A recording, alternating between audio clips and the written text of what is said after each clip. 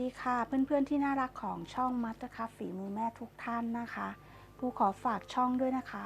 ให้ทุกท่านช่วยกันกดติดตามกด Subscribe กดถูกใจกดแชร์แล้วก็คอมเมนต์สร้างสรรค์เพื่อเป็นกำลังใจให้กับช่องได้ทำคลิปต่อไปค่ะสำหรับผลงานสำเร็จรูปนะคะที่ปูได้ลงไว้ในคลิปนะคะแล้วก็ในหน้าชุมชนค่ะหากทุกท่านสนใจนะคะก็ติดต่อสอบถามปูมาได้ทุกช่องทางเลยนะคะสำหรับคลิปนี้นะคะปูจะนำเสนอนะคะวิธีการถักหัวใจคู่นะคะสำหรับวาเลนไทน์ค่ะวัสดุที่ใช้นะคะก็จะมีนะคะไหมพรมวีนัทนะคะ4 พายสีตามชอบเลยนะคะ2 สีนะคะต่อ1ชิ้นงานนะคะจะใช้2 สีแล้วก็เข็มโครเชต์ทิวลิปนะคะปูจะใช้เบอร์3/0ค่ะแล้วก็ตาสำเร็จรูปนะคะขนาด4 มิลนะคะแล้วก็หมวกจิ๋วนะคะอันนี้ถักเสร็จเรียบร้อยแล้วนะคะหมวกจิ๋วนะคะไว้ตกแต่งรูปหัวใจของเราแล้วก็จะมีนะคะใยโพลีเอสเตอร์นะคะเล็กน้อยนะคะที่จะใช้ยัดตัวในรูปของหัวใจค่ะนอกจากนั้นนะคะก็มีกรรไกรค่ะแล้วก็ปืนกาวนะคะเอาไว้ติดลูกกระตานะคะของหัวใจนะคะสำหรับคลิปนี้นะคะถ้าเกิดว่าขั้นตอนต่างๆนะคะที่ปูแนะนำนะคะเร็วเกินไปนะคะอยากให้ทุกท่านนะคะสามารถนะคะที่จะย้อนกลับมาดูได้หลายๆครั้งนะคะในแต่ละขั้นตอนได้เลยนะคะหากพร้อมกันแล้วนะคะเรามาเริ่มต้นกันเลยนะคะค่ะเริ่มต้นนะคะเราจะทำที่ส่วนของหัวใจก่อนนะคะทั้ง2 สีเลยนะคะอันนี้ขึ้นรอไว้แล้วนะคะในส่วนของสีแดงนะคะทีนี้เราจะมาทำในสีที่2นะคะใช้สีขาวค่ะเริ่มต้นโดยการทำห่วงนะคะทำไหมให้เป็นห่วงนะคะเอาปลายไหมนะคะพันนิ้วชี้2 รอบนะคะแล้วก็ใช้นิ้วโป้งกับนิ้วกลางจับปลายไหมไว้นะคะแล้วก็ใช้เข็มโครเชต์ค่ะเกี่ยวไหมเส้นที่2นะคะลอดผ่านใต้เส้นที่1นะคะแล้วก็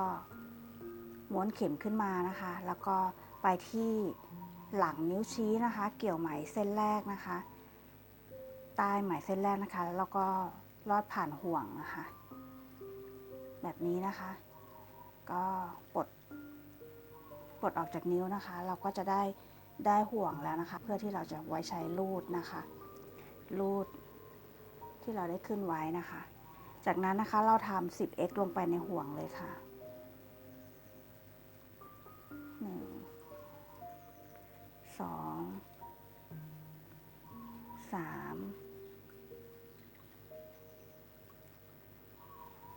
4 5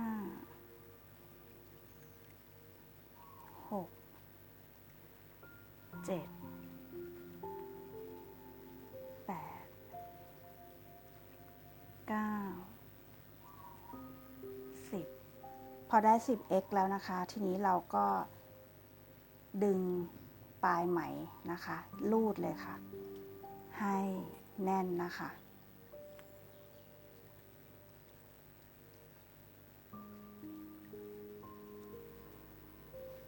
พอได้แบบนี้แล้วนะคะแถวที่2นะคะเราจะขึ้นด้วย V ค่ะทั้ง10 หลักนะคะก็คือ x ลงไป2 ครั้งในหลักเดียวกันนะคะทำอย่างนี้10 ชุดนะคะแต่นี้เราจะใช้เชือกนะคะคล้องไว้ก่อนให้รู้ว่าเรากำลังจะเริ่มต้นหลักนี้นะคะจิ้มที่หลักแรกเลยค่ะหลักที่1นะคะก็ทำ x ลงไป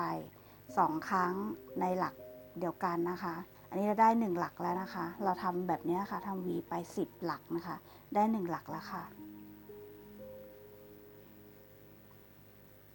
2 3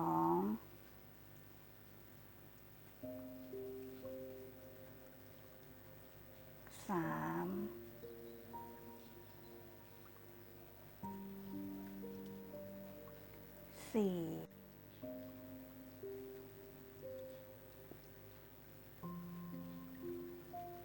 5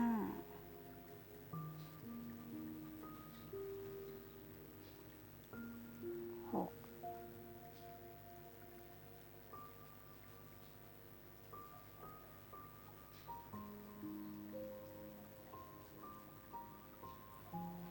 7 8 9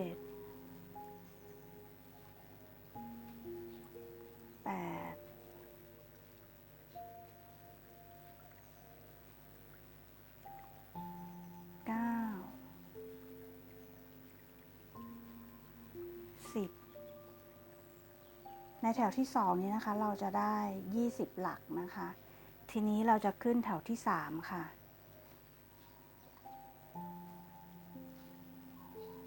แถวที่3นี้นะคะเราจะถัก x ลงไปนะคะ20หลักเลยนะคะท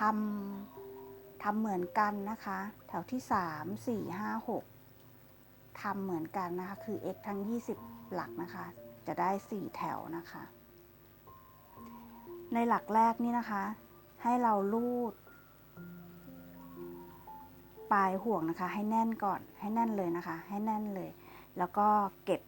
ปลายไหมไปพร้อมกันทีเดียวเลยนะคะ1หลักแล้วนะคะ2 3 4 5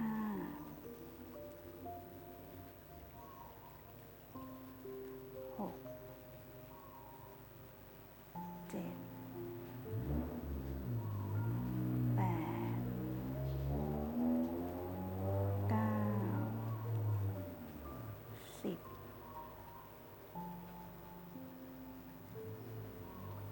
11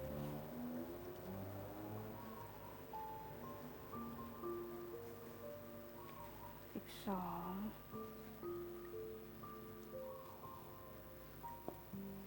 13 14 15แถวที่3เราได้20หลักแล้วนะคะ x 20หลักแล้วนะคะทีนี้แถวที่4 5 6นะคะก็จะถัก x ขึ้นไปอีก20หลักเหมือนกันนะคะเมื่อเราถัก 20x มาถึงแถวที่6แล้วนะคะ1 2 3 4 5 6นะคะทีนี้เราจะมาเชื่อมกับหัวใจสีแดงที่เราถักรอไว้แล้วนะคะเราเกี่ยวที่ห่วง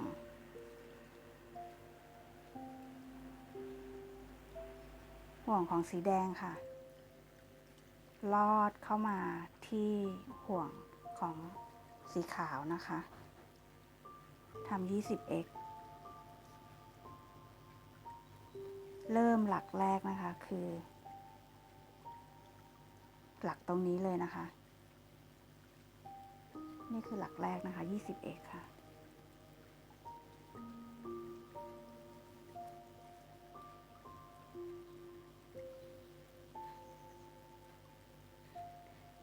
4 5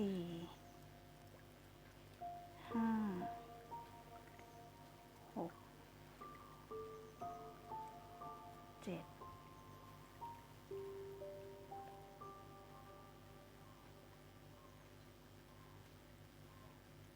7 8 9 10 11เราถักแถวที่7นะคะ1 2 3 4 5 6 7ของตัวสีแดงนะคะมาได้ 20x แล้วนะคะหลักที่20นะคะเราจะยังไม่เกี่ยวไหมลอดเข้ามานะคะแต่ว่าเราจะไปจับที่ไหมสีขาวนะคะของหัวใจอีกดวงหนึ่งนะคะจะขึ้นหลักที่7เหมือนกันนะคะเราก็เกี่ยวสีขาวนะคะลอด2ห่วงของสีแดงเลยนะคะดึงไหมนิดนึงนะคะค่ะจากนั้นเราก็จะมาถัก x นะคะที่แถวที่7ของสีขาวนะคะที่หลักแรกเลยนะคะเริ่มต้นหลักตรงนี้นะคะถักไป 20x ค่ะ1 2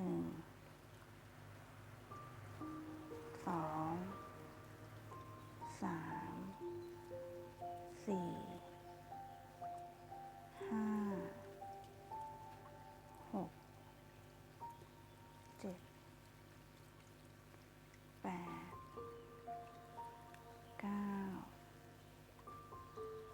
10 11 12 13 14 15 16 17 18 19 20พอถึง20แล้วนะคะเรายังไม่ต้องเกี่ยวไหมผ่านนะคะเราจะเปลี่ยนมาใช้สีแดงค่ะโดยเอาได้สีขาวพาดไว้ข้างหน้านะคะแล้วก็เกี่ยวสีแดงขึ้นมาเราจะทำแถวที่9แถวที่8นะคะเราเกี่ยวไหมสีแดงลอดผ่าน2ห่วงของสีขาวนะคะดึงไหมสีขาวให้แน่นนิดนึงนะคะทีนี้เราจะมาเริ่มต้นในแถวที่8กันนะคะในหลักแรกนะคะให้ถัก x นะคะที่จุดนี้นะคะจุดที่สีขาวเกี่ยวอยู่นะคะไหมสีขาวเกี่ยวอยู่ตรงนี้นะคะ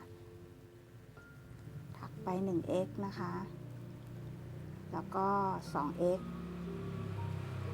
แล้วก็ตามด้วย a ค่ะตามด้วย 12x นะคะ1 2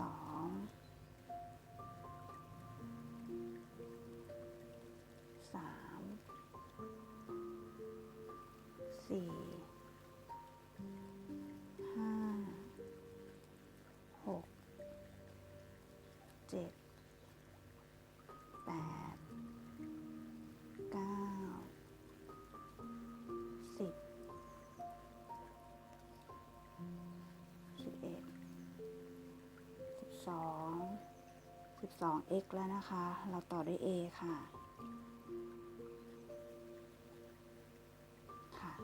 แล้วก็ต่อด้วย 2x นะคะ2ค่ะเราจบในแถวที่8ของสีแดงไปแล้วนะคะทีนี้เราจะมาต่อด้วยสีขาวนะคะ x หลักที่2นะคะเราจะยังไม่ลวกผ่านนะคะเราจะให้เหลือ2เส้นแบบนี้ก่อนนะคะแล้วก็มาถักสีขาวต่อนะคะเอาไหมสีแดงพาดไว้ข้างหน้าแบบนี้นะคะแล้วก็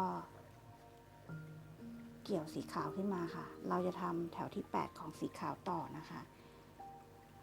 ดึงสีแดงนิดนึงนะคะแล้วก็หลักแรกของสีขาวนะคะจะใช้แพทเทิร์นเดียวกันกับที่เราทำสีแดงเลยนะคะก็คือ x แรกนะคะจะอยู่ที่จุดตรงนี้นะคะจุดที่เราจบสีแดงเอาไว้ค่ะ x ที่1นะคะ x ที่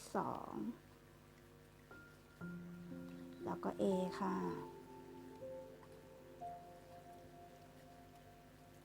แล้วก็ 12x นะคะ1 2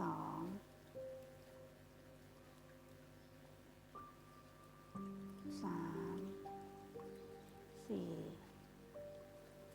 5 6 7 8 9 10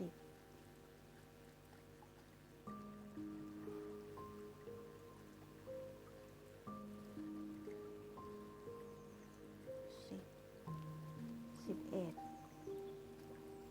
12แล้วก็ A ค่ะแล้วก็ 2x นะคะ1 2 x ที่2จะยังไม่ลวกผ่านนะคะเราจะสลับไหมนะคะเปลี่ยนเป็นสีแดงนะคะทีนี้เราเสร็จในแถวที่8แล้วนะคะเดี๋ยวเราเกี่ยวสีแดงลอดผ่านสีขาวมาก่อนนะคะแถวที่9เราจะเริ่มต้นด้วย 2xa เหมือนเดิมนะคะแล้วก็ต่อด้วย 10x แล้วก็ a นะคะแล้วก็ต่อด้วย 2x ค่ะเริ่มต้นเลยนะคะ 1x 2x แล้วก็ a ค่ะ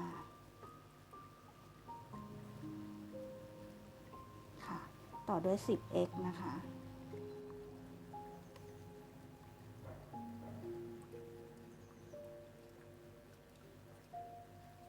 1 2 3 4 5 6 7 8 9 10ต่อด้วย a ค่ะก็ 2x นะคะ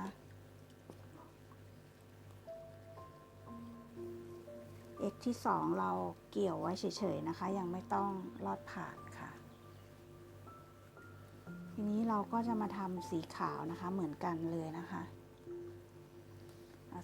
เส้นสีแดงไว้ข้างหน้านะคะสีขาวขึ้นมาค่ะเกี่ยวสีขาวลอดผ่าน2ห่วงของสีแดงนะคะทำแพทเทิร์นเดินเดียวกันกับสีแดงเลยค่ะ 2x นะคะ a แล้วก็ 10x นะคะ1 2 3 4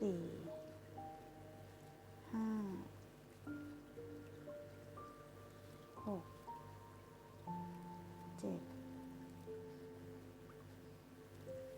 8 9 10แล้วก็ a ค่ะแล้วก็ 2x ค่ะ 1x แล้ว x ที่ 2ยังไม่รวบนะคะเราจะเปลี่ยนมาใช้สีแดงนะคะทีนี้เราก็จะขึ้นในแถวถัดไปนะคะคือแถวที่10ค่ะเกี่ยวไหมสีแดงลอดผ่านนะคะค่ะเริ่มต้นที่ 2x นะคะ1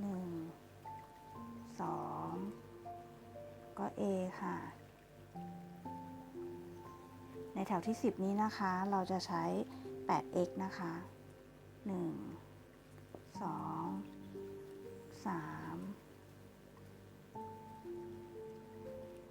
4 5 6 7 8แล้วก็ a ค่ะ 2x ค่ะ1 2เก็บไหมไว้นะคะเราเปลี่ยนมาใช้สีขาวค่ะในแถวที่10นะคะเกี่ยวไหมลอดผ่าน2ห่วงของสีแดงค่ะแถวที่10ของสีขาวนะคะหลักที่1ค่ะ1 x 2 x แล้วก็ a นะคะแล้วก็ต่อด้วย 8x นะคะ1 2 3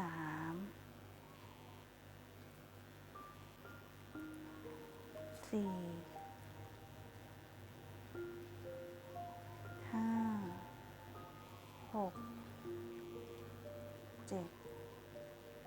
8แล้วก็ a ค่ะ 2x นะคะ x สุดท้ายเก็บไว้นะคะเปลี่ยนมาใช้สีแดงค่ะเอาได้สีขาวไว้ข้างบนตรงนี้นะคะแล้วก็เกี่ยวไหมลอดผ่าน2ห่วงของสีขาวค่ะทีนี้เราจะมาขึ้นด้วยแถวที่11นะคะ11จะใช้เริ่มต้นด้วย 2x ก่อนนะคะ 2x แล้วก็ a ค่ะ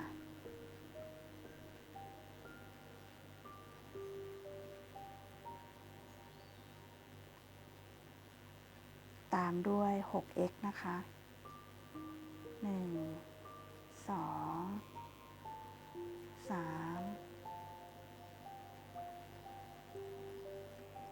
4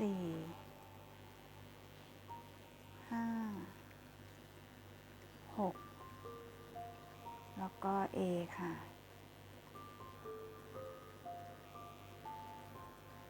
2x ค่ะ 1 x ที่ 2เก็บไว้นะคะ แล้วก็มาเปลี่ยนนะคะเป็น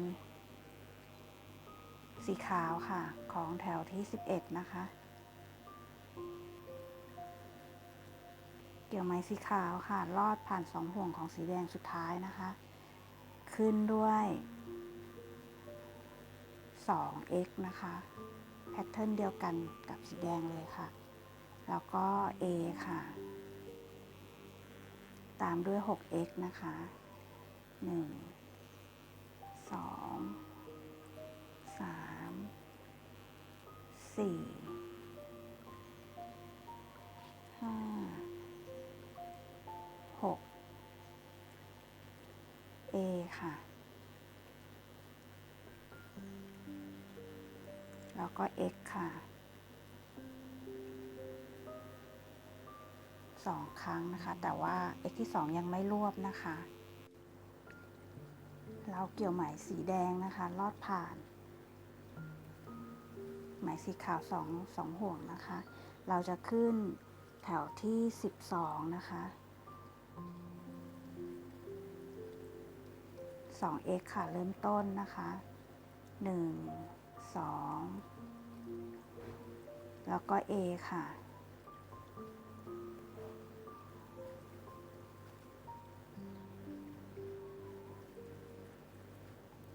ต่อด้วย 4x นะคะ2 3 4x แล้วนะคะแล้วก็ A ค่ะต่อด้วย 2x นะคะ1 2เปลี่ยนสีใหม่นะคะเอาสีแดงไว้ข้างบนนะคะพาดไว้ข้างบนนะคะแล้วก็หยิบไหมสีขาวขึ้นมาค่ะเกี่ยวลอดผ่าน2ห่วงของสีแดงนะคะเริ่มต้นด้วย 2x นะคะของสีขาวนะคะแถวที่12เหมือนกันนะคะได้ 2x แล้วนะคะต่อด้วย A ค่ะ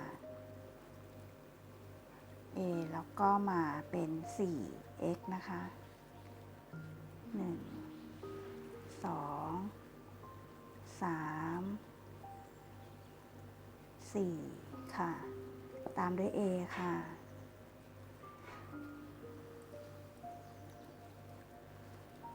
ค่ะแล้วก็ 2x นะคะ 1x 2x ที่2ตรงนี้นะคะเราจะเปลี่ยนสีค่ะเอาสีขาวพาดไว้ข้างบนนะคะเปลี่ยนเป็นสีแดงค่ะ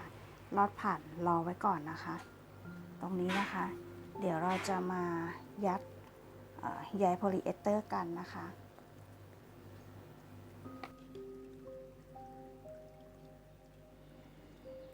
ตรงนี้เราจะยัดใยโพลีเอสเตอร์ลงในหัวใจสีแดงและสีขาวแล้วก็กดให้แน่นๆเลยนะคะ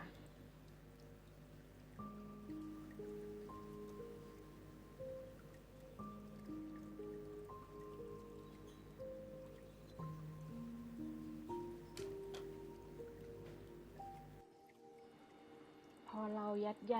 โพลีเอสเตอร์แน่นเรียบร้อยแล้วนะคะทั้ง2สีเลยนะคะแล้วเราก็จะมาถักต่อนะคะแถวที่13ค่ะเริ่มต้นด้วยสีแดงแถวที่13นะคะ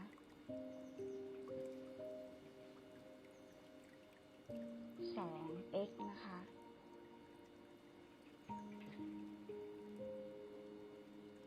x 2ครั้งค่ะแล้วก็เราจะมาถัก A ค่ะ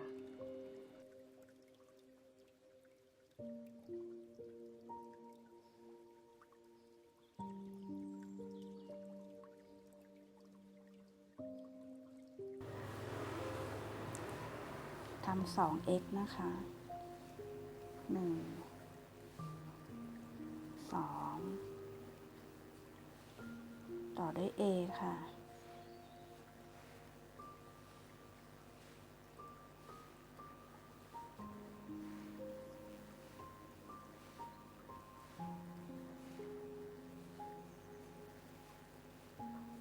2x ค่ะ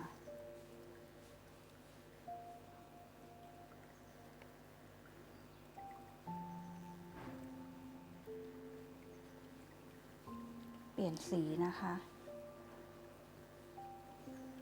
สีขาวค่ะลอดผ่าน2ห่วงของสีแดงนะคะแล้วก็เริ่มต้นนะคะแถวที่13ของสีขาวค่ะด้วย 2x ค่ะ1 2 A ค่ะ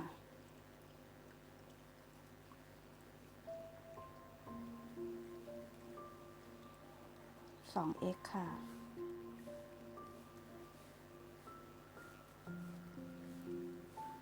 A ค่ะ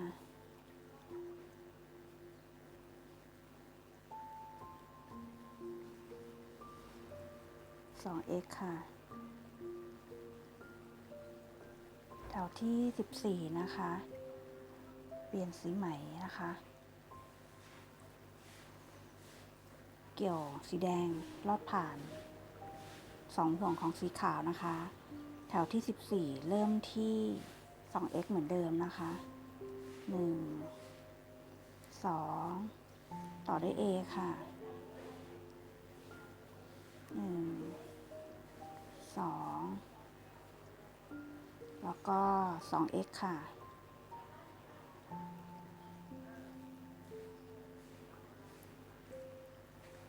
1 2แล้วก็ A ค่ะค่ะสีแดงเราจะจบด้วย A นะคะแล้วก็เปลี่ยนสีใหม่ค่ะเป็นสีขาวนะคะทีนี้เราจะเกี่ยวไหมสีขาวลอดผ่าน3ห่วงเลยนะคะค่ะก็เริ่มแถวที่14ของสีขาวนะคะด้วย 2x ค่ะ1 2แล้วก็ A ค่ะ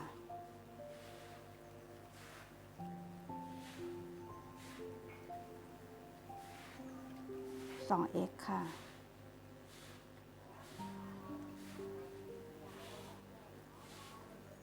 1 2 A ค่ะ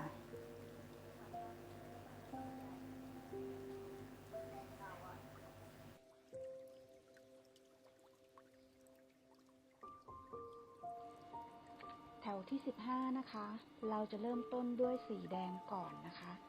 ถัก x a x a 2ชุดนะคะแล้วก็ตามด้วยสีขาวนะคะถัก x a x a ค่ะ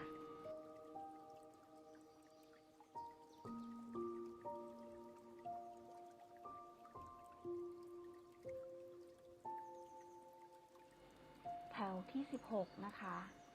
เราเกี่ยวไหมสีแดงลอดผ่านสีขาว3ห่วงก่อนนะคะเปลี่ยนสีไหมค่ะ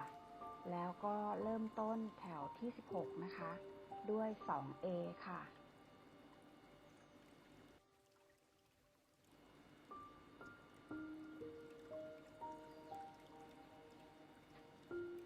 1A นะคะ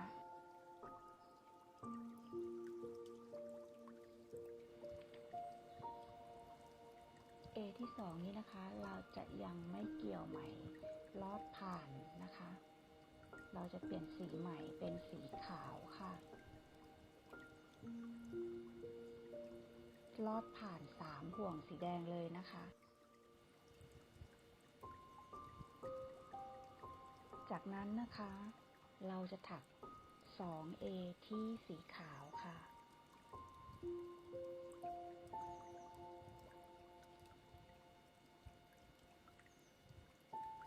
1A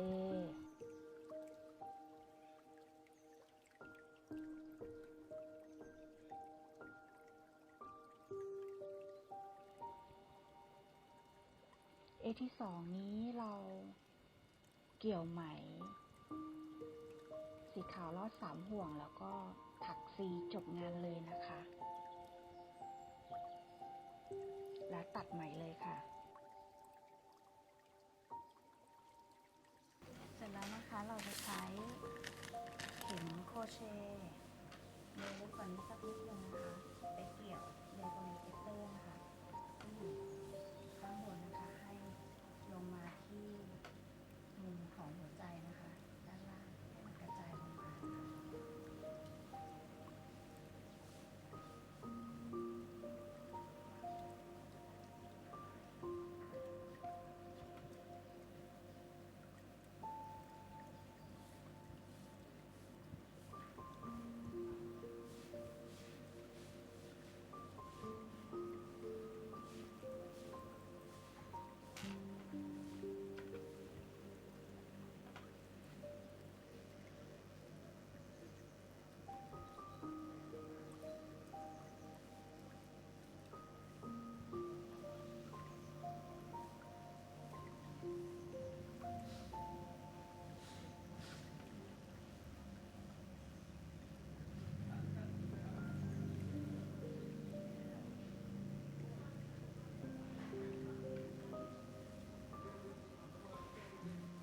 ก็จะได้เป็นหัวใจแบบนี้แล้วเดี๋ยวจากนั้นนะคะเราจะมา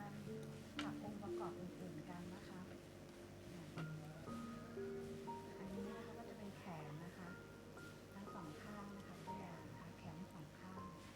สีแดงกับสีขาวนะคะแล้วก็ห่วงนะคะห่วงเอาไว้สำหรับร้อยพวงกุญแจนะคะตรงนี้นะคะแล้วก็อันนี้ไว้ทำโบนะคะอยู่ด้านหลังนะคะหัวใจค่ะเดี๋ยวเรามาดูขั้นตอนกันนะคะค่ะเรามาถักแขนกันนะคะเริ่มต้นที่โซ่10ค่ะ1 2 3 4 5 6 7 8 9 10แล้วก็โซ่ขึ้นไปอีก2นะคะแล้วเราก็จะมาจิ้ม C นะคะเว้นไว้2หลักที่เราขึ้นไว้เมื่อสักครู่นะคะลอดผ่านเลยค่ะแล้วก็โซ่อีก2ค่ะแล้วก็มาลอดที่ห่วงตรงนี้นะคะห่วงตรงที่เราหลักที่เราซีไว้เมื่อสักครู่นะคะเกี่ยวไหมลอดผ่านค่ะค่ะโซ่อีก2ค่ะ1 2นะคะแล้วเราก็มาเกี่ยวไหมลอดผ่านที่หลักที่เราซีไว้นะคะลอดผ่านเลยค่ะแล้วเรามาจิ้ม C ที่หลักแรกนะคะที่เราขึ้น2โซ่แรกไว้เลยนะคะ C นะคะจากนั้นนะคะเราก็จะมา C ทุกหลักเลยค่ะทุกโซ่ทุกหลักเลยนะคะได้10หลักนะคะ1แล้วนะคะ2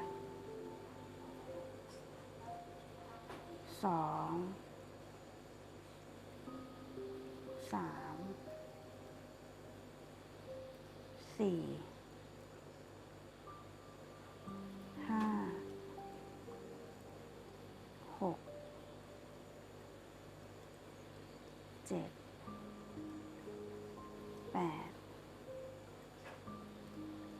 9 10ตัดไหมเลยค่ะค่ะเราจะได้แขนสี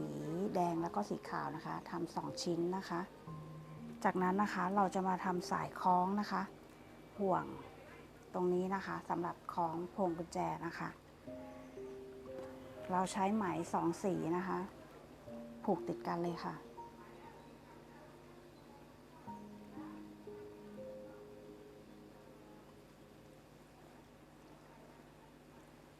ให้แน่นนะคะอย่าให้หลุดนะคะแล้วก็ตัดปลายไหมนะคะ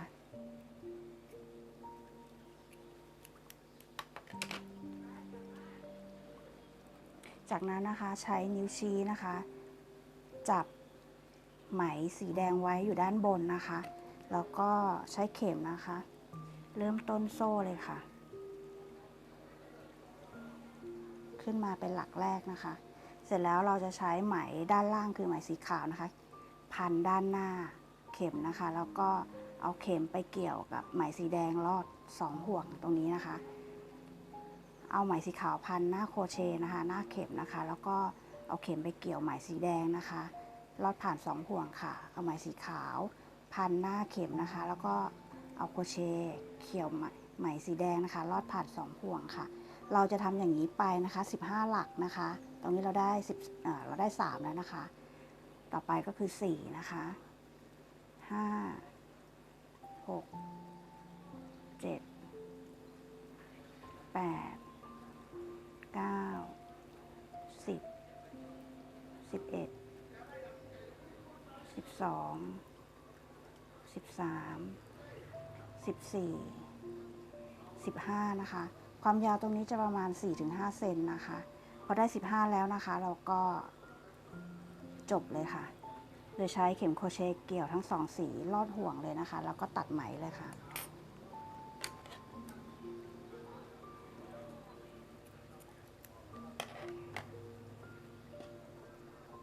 พักงานไว้ก่อนนะคะเราจะมาถักในส่วนของสายโบกันนะคะใช้ไหม2 สีเหมือนเดิมนะคะผูกติดกันเลยค่ะทำเหมือนสายคล้องพวงกุญแจเลยนะคะผูกติดกันดึงให้แน่นนะคะแล้วก็ตัดปลายออกนะคะ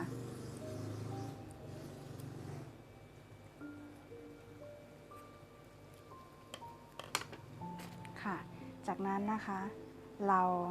จับที่สีแดงนะคะสีแดงนะคะแล้วก็เริ่มต้นโซ่1นะคะตรงรอยต่อนี้นะคะโซ่1เราจะวิธีการถักเหมือนกันกับที่เราถักห่วงเมื่อกี้นะคะเอาสีขาวนะคะคล้องไว้หน้าเข็มนะคะแล้วก็ควักสีแดงลอดผ่าน2 เส้นนะคะสีขาวคล้องไว้หน้าห่วงหน้าเข็มนะคะแล้วก็ควักสีแดงลอดผ่าน2 เส้นนะคะทำอย่างนี้ไป50 หลักนะคะ50 หลักนี้จะได้ความยาวประมาณ 14-15 เซนค่ะพอได้50 หลักแล้วนะคะก็จบงานเลยค่ะเกี่ยว2 เส้นลอดห่วงนะคะแล้วก็ตัดไหมนะคะ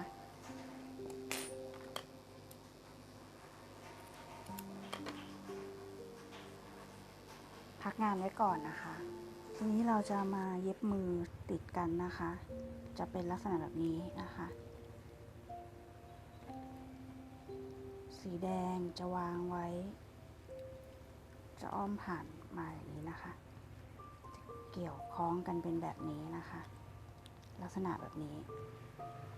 นะคะเราก็สีแดงก่อนก็แล้วกันเนาะใช้เข็มเบอร์เล็กนิดนึงค่ะ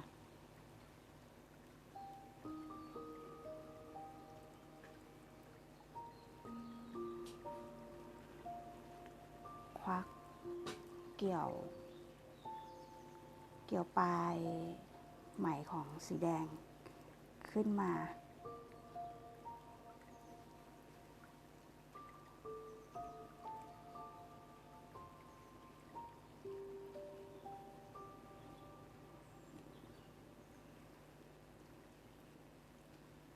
ขึ้นมารอไว้ก่อนนะคะ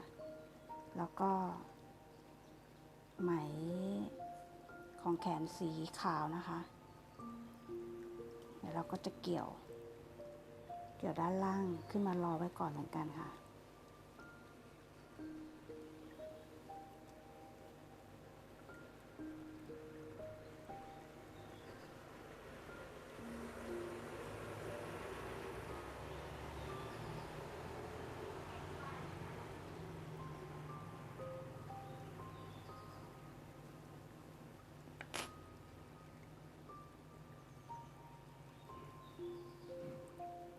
เป็นแบบนี้นะคะแล้วเราก็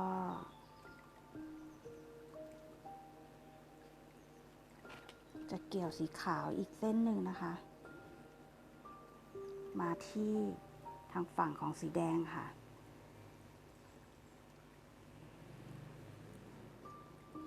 แบบนี้ต้องใช้เข็มร้อย ค่ะพอร้อยเข็มได้แล้วนะคะ เราก็แทงเข็มลงไปที่จุดเดิมที่ไหมขึ้นมาไหมสีขาวขึ้นมานะคะทะลุผ่านสีแดงที่จุดที่ไหมสีแดงขึ้นมาเหมือนกันค่ะแบบนี้นะคะ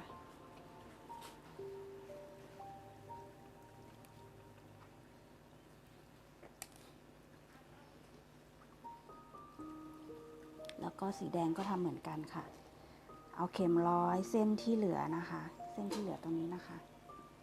ค่ะพอได้หางไหมทั้งสองข้างเป็นแบบนี้แล้วนะคะแบบนี้แล้วนะคะเราจะเอาแขนสีขาวนะคะวางไว้ข้างในนะคะ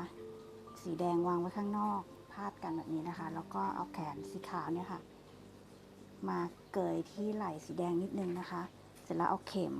โครเชต์จิ้มไปที่นิ้วกลางของสีขาวนะคะเกี่ยวไหมสีขาวลอดผ่านขึ้นมาค่ะพอเกี่ยวแล้วนะคะเราก็มาเกี่ยวไหมสีขาวลอดลงไปที่ตัวตรงต้นแขนของสีแดงอีกทีนะคะ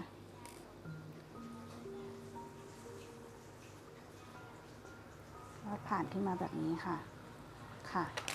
เสร็จแล้วเราก็ผูกไหมสีแดงกับสีขาวเลยนะคะผูกให้แน่นค่ะ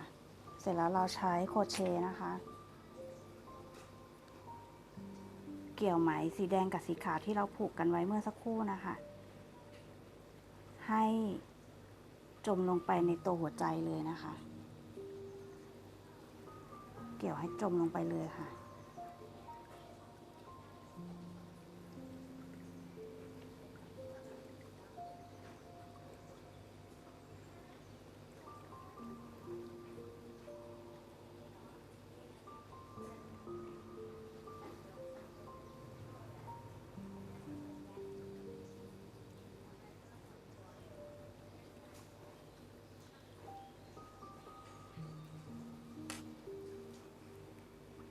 แขนข้างหนึ่งก็เสร็จแล้วนะคะได้แบบนี้นะคะส่วนสีแดงทำเหมือนกันเลยนะคะ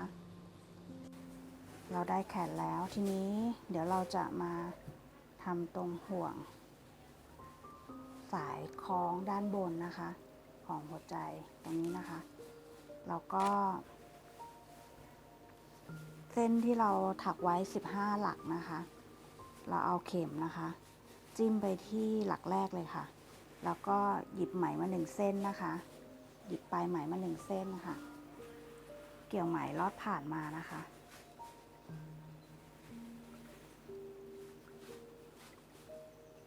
แล้วก็ผูกค่ะ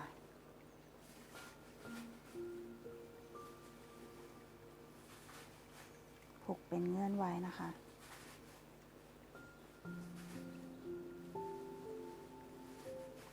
2 ครั้งก็ได้ค่ะ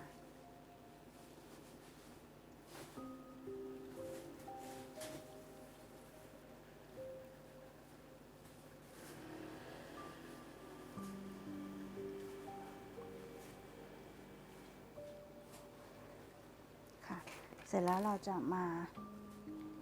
คล้องนะคะตรงมุมของหัวใจนะคะจุดนี้นะคะแล้วก็เพื่อที่จะผูกติดห่วงตรงนี้ไว้ด้วยกันนะคะเอาเข็มโครเชต์จิ้มตรงมุมบนสุดของหัวใจเลยนะคะหยิบไหมมาเส้นหนึ่งค่ะไหมของห่วงมาเส้นหนึ่งนะคะเอาสีแดงก็แล้วกันนะคะลอดผ่านมาค่ะลอดผ่านมานะคะแล้วก็มาพาดผ่านที่ห่วงนะคะ1 ครั้งแล้วก็อีกด้านหนึ่งนะคะกลับด้านนะคะที่รูเดิมนะคะช่องเดิมนะคะของหัวใจนะคะหยิบไหมเกี่ยวไหมสีขาวนะคะ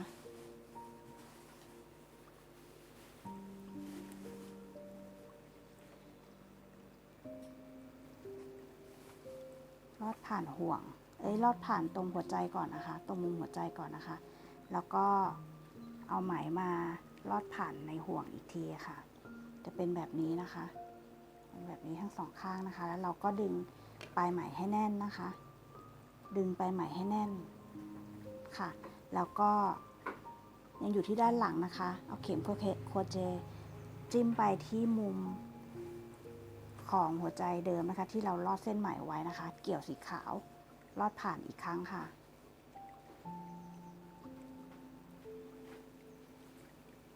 ค่ะแล้วก็เกี่ยวไหมลอดผ่านห่วงอีกครั้งนะคะ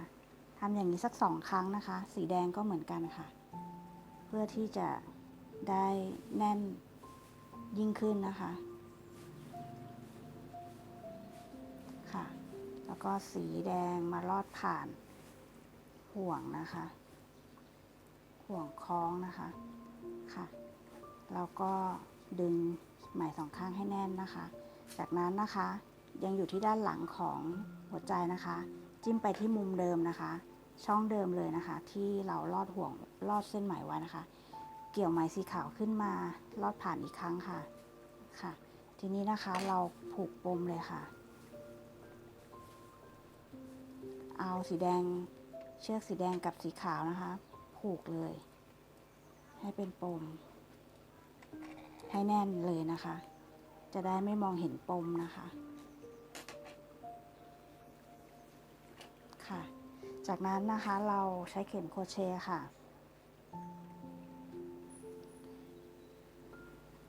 แทงจากอีกด้านหนึ่งของหัวใจนะคะฝั่งสีอะไรก็ได้สีแดงหรือสีขาวก็ได้นะคะแล้วก็เกี่ยวไหม2 เส้นเนี่ยค่ะให้มาซ่อนอยู่ในรูปหัวใจค่ะค่ะ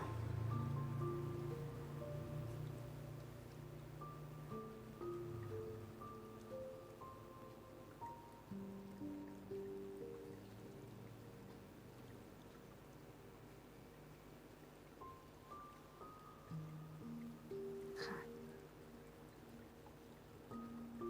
ก็จะได้แล้วนะคะห่วงหัวใจจะเป็นแบบนี้เนาะทีนี้นะคะเราจะมาทำโบนะคะโบด้านหลังของหัวใจกันนะคะค่ะที่เราถักไว้50 หลักนะคะตรงนี้นะคะปลายไหมตรงนี้นะคะเดี๋ยวเราผูกให้สนิทเลยให้ติดสนิทเลยนะคะแล้วก็ตัดไหมตัดปลายไหมทิ้งเลยค่ะ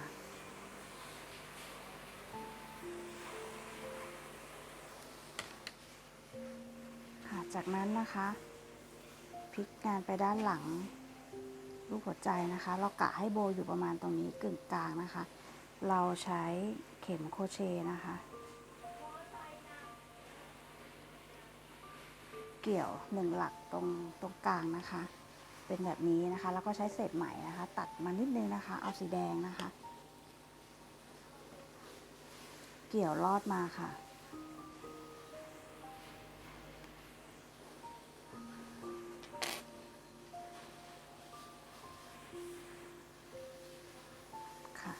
จากนั้นนะคะเราก็จะมาจับเส้นโบของเรานะคะให้เป็นระเบียบนิดนึงค่ะแบบนี้นะคะอีกด้านหนึ่งก็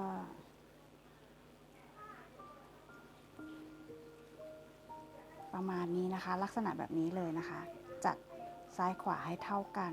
นะคะค่ะเสร็จแล้วก็วางลงไปตรงกลางของเชือกที่เราร้อยมาเมื่อกี้นี้นะคะแล้วก็ผูกค่ะ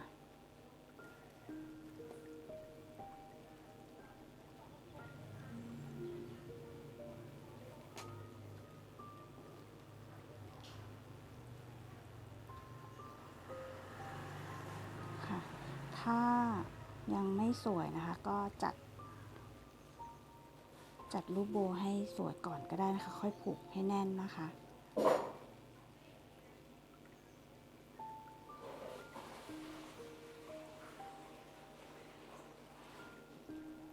ค่ะเห มื่อได้ตามต้องการแล้วนะคะ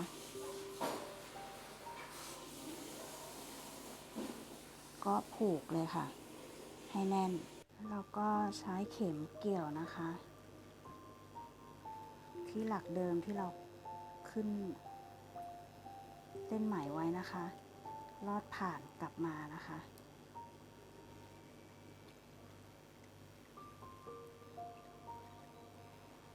ค่ะ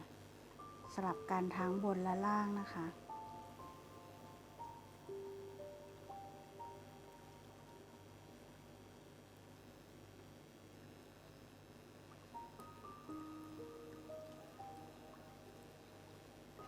แบบนี้ค่ะเกี่ยวเส้นล่างลอดมาอ้อมมาข้างบนอีกนิดนึงนะคะ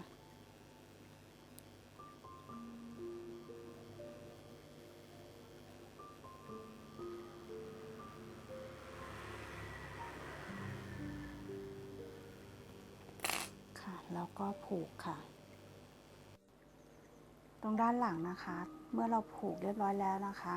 เราก็เก็บงานโดยใช้เข็มโครเชต์นะคะเกี่ยวไหมเข้ามาซ่อนในตัวหัวใจได้เลยนะคะทีนี้เราจะเหลืออยู่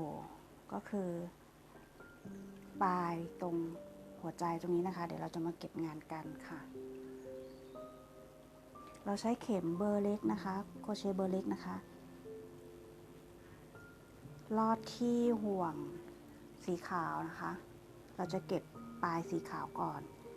ใช้เข็มลอดที่ห่วงสีขาวสุดท้ายอันล่างสุดเลยนะคะแล้วก็ดึงไหมเข้ามาลอดผ่านดึงไหมสีขาวลอดผ่านเข้ามานะคะแบบนี้นะคะแล้วก็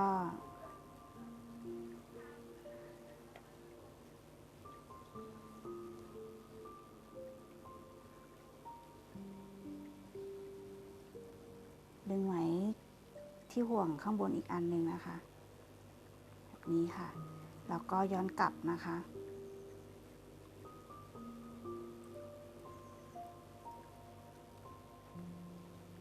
อย่ามาย้อนกลับมาค่ะ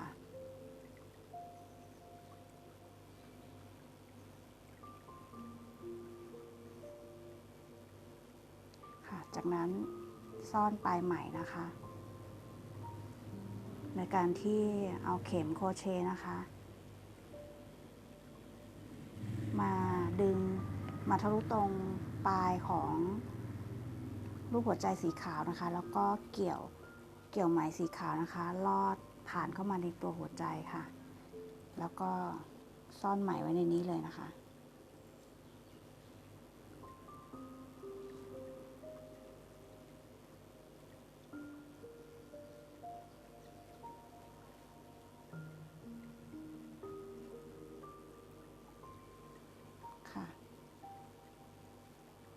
ตรงสีแดงก็ทำเหมือนกันนะคะสีแดงก็ซ่อนเหมือนกันนะคะทีนี้เดี๋ยวเราจะดึงใยโพลีเอสเตอร์มาที่ปลายของหัวใจสีขาวสักนิดนึงให้มันพองๆสีแดงเก็บเหมือนกันเลยค่ะประกอบทุกอย่างเรียบร้อยแล้วนะคะแขนห่วงโบแล้วก็เก็บที่ก้นหัวใจเรียบร้อยแล้วนะคะทีนี้เราก็จะเหลือหมวกนะคะกับลูกตานะคะที่เราจะติดนะคะให้เราใช้เป็นปืนกาวนะคะช่วยนะคะ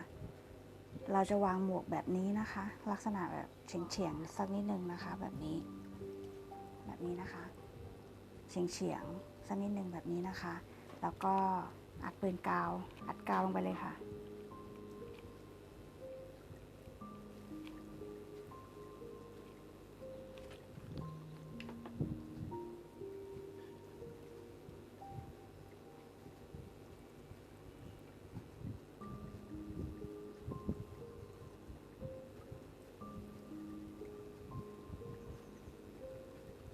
สีขาวก็จะเป็นผู้หญิงนะคะใส่หมวกนะคะทีนี้ก็จะมาใส่ลูกตากันนะคะลูกตาก็จะใช้ปืนกาวเหมือนกันนะคะจะวางเป็นลักษณะแบบนี้นะคะเหมือนรูปที่เราสำเร็จแล้วนะคะชิ้นงานที่เราสำเร็จแล้วนะคะใช้ปืนกาวแตะไปนิดเดียวค่ะเดี๋ยวมันจะเยิ้มนะคะ ออกมาด้านนอกตัวงานของเรานะคะจะเละนะคะ ติดไปดวงที่1ก่อนค่ะ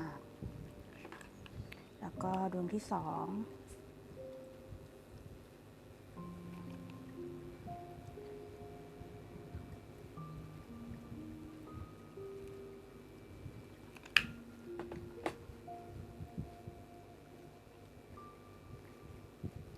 จัดระดับให้มันเท่ากันนะคะแล้วก็ดวงที่3เลยค่ะ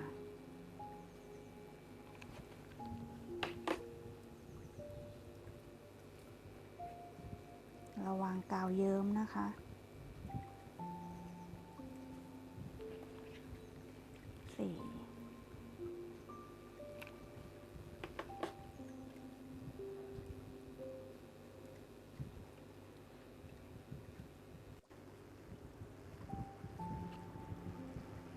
หัวใจคู่รักวาเลนไทน์ของเรานะคะ